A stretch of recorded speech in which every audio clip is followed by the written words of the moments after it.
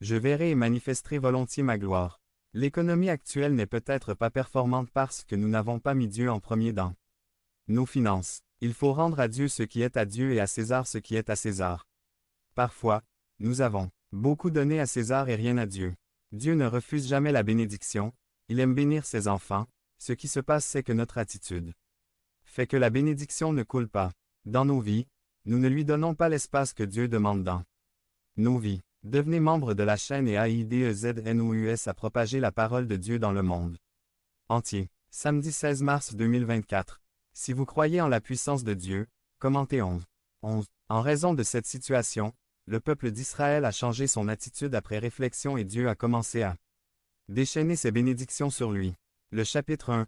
12 DQU apostrophe ils ont obéi à l'appel de Dieu qui a motivé Dieu à dire et à confirmer je suis avec vous. 3 L'abondance de Dieu AG2.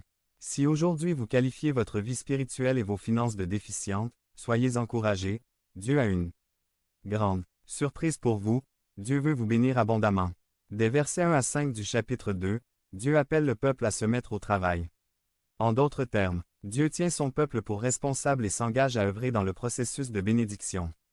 Je vous bénis, mettez-vous au travail pour moi et vous verrez alors des fruits abondants grâce à votre travail. Mon esprit et ma puissance seront avec vous, ne craignez pas que nous ayons une promesse de Dieu pour son peuple, une promesse que le Christ a ratifiée pour son Église dans Matthieu 28. 20 Et je vous assure que je serai toujours avec vous, pour la fin du monde. C'est parce que Dieu promet de remuer les cieux et la terre pour que les bénédictions nous parviennent. Je secouerai les cieux, Dieu ne lésine pas lorsqu'il s'agit de bénir ses enfants. AG2. 8 L'argent est à moi et l'or est à moi, déclare le Seigneur Tout-Puissant. Notre nouvelle vie en Christ sera toujours meilleure que n'importe laquelle de vos gloires passées.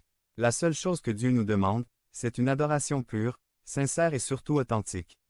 Quand Dieu n'est pas impliqué dans votre vie, dans vos liens, dans votre famille, dans vos disciplines spirituelles, vous aurez toujours de mauvaises récoltes. Réfléchissez, s'il y a encore des domaines que vous n'avez pas consacrés au Seigneur, remettez-les aujourd'hui et il vous bénira. Dieu nous a choisis, a fait de nous une lignée royale et nous a donné son autorité. Utilisons-la pour élargir le royaume des cieux ici sur terre dans nos vies. Devenez membre de la chaîne et AIDEZNOUS à propager la parole de Dieu dans le monde entier. Samedi 16 mars 2024. Parlez à Dieu en 5 minutes vidéo description. Action à entreprendre face à une crise. Résumé. La foi consiste à unir l'action aux paroles. Ainsi, face aux crises, en tant que chrétiens, nous devons agir avant de mourir de peur. Par Moise Faux. Nous sommes témoins et protagonistes d'une période extraordinaire.